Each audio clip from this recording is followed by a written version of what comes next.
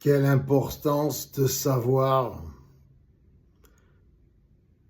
qu'est-ce qu'il y avait avant le Big Bang. Est-ce qu'il y a eu un Big Bang? Est-ce que l'univers a toujours existé? Il peut y avoir une réalité pour chaque être humain. Chaque être humain peut penser ce qu'il veut. Il y a un univers pour chacun. Il y a des univers pour chaque être humain. Chacun sa réalité. Ma réalité à moi, c'est d'être Dieu. C'est d'être l'enfant de l'univers, l'enfant de Dieu, d'être moi-même Dieu.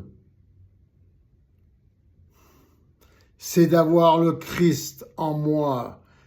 C'est de penser que je suis un Christ moi-même, un Messie moi-même, que je suis le fruit de l'amour et du Saint-Esprit, que je suis le fruit de l'énergie positive et de l'énergie négative, que je suis le fruit de Joseph et de Marie, que je suis moi-même Joseph, un Joseph, que les femmes sont des Vierges Marie, que tout est complémentaire et que tout est unité dans l'univers, que nous faisons qu'un. Chacun sa réalité, mais la mienne, c'est d'être Dieu sur terre et de vouloir protéger mes enfants. Vous êtes tous mes enfants. Et tous, moi inclus, n'avons pas eu une éducation appropriée, adaptée, selon les enseignements de Jésus-Christ, qui sont la matérialisation humaine de nos parents célestes, l'énergie positive, l'énergie négative, l'amour et l'Esprit Saint, le papa et la maman et les enfants. Nous sommes les enfants et nous deviendrons des parents pour certains et pour d'autres. Nous serons des hommes et nous serons des femmes. Mais dans tous les cas, nous sommes des enfants, les enfants de l'univers. Il n'y a qu'une seule réalité, l'amour et l'esprit, notre mémoire, nos pensées, nos rêves, nos méditations, nos réflexions, c'est notre connexion avec l'esprit de l'univers, avec l'amour de l'univers. Ces deux énergies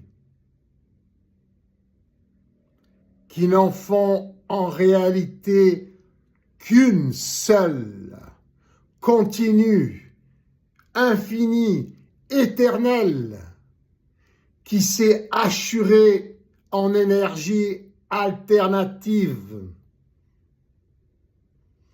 positive et négative, comme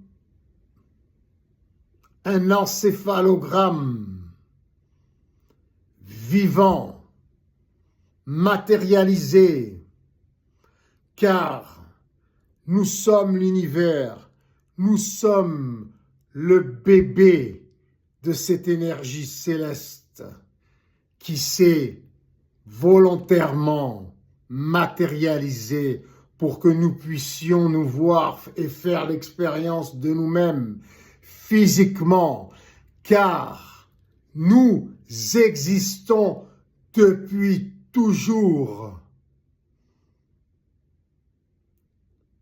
sous l'aspect de rêve, de pensée, d'idées. Mais il fallait que nous ayons une histoire concrètement réalisée qui a commencé depuis un Big Bang, entre autres. Et nous sommes à l'intérieur de ce Big Bang qui n'en finit pas et qui a toujours été là. Chaque être humain a sa propre dimension, a sa propre réalité. Et je vous invite dans la mienne, où vous serez tous Dieu avec moi. Vous serez tous des êtres humains qui cherchent à créer leur royaume céleste sur la terre. Pourquoi? Car ce royaume céleste matérialisé sur la terre est le reflet de nos meilleures pensées, celles de notre mère créatrice, l'énergie universelle que nous pouvons appeler l'amour. C'est aussi la meilleure matérialisation de son époux, le Saint-Esprit, qui la protège comme Joseph avec Marie, l'amour, notre mère universelle. Ce sont les deux représentations des énergies célestes, de l'amour qui a elle-même créé son Saint-Esprit pour la protéger, car la mère, l'énergie céleste, la Vierge Marie, aime tout comme une mère, car l'univers est son enfant. Nous sommes tous les enfants d'une mère céleste, l'amour, qui a créé elle-même au niveau cosmique son Saint-Esprit pour la protéger, car elle aime tout. Une mère aime tout. Quoi que son fils puisse faire, quoi que son fils ou sa fille puisse être, elle aime ses enfants. Elle a créé pour se protéger de son propre amour. Joseph, le Saint-Esprit, l'esprit des hommes qui protège les femmes et les enfants. Nous sommes ces deux énergies. Nous sommes des papas et des mamans, mais nous sommes aussi des enfants. Et nous cherchons à créer notre royaume céleste, le meilleur, celui qui nous convient le mieux, issu de l'enseignement de Jésus-Christ, qui pour l'instant est celui qui nous ressemble le plus, que nous méritons le plus, car c'est le plus saint. Car Jésus aimait tout le monde comme ses propres enfants, malgré qu'il n'eut pas d'enfants. Jésus n'a jamais fait la guerre. Jésus n'a jamais été violent. Jésus a guéri l'humanité, a toujours voulu réunir toute l'humanité.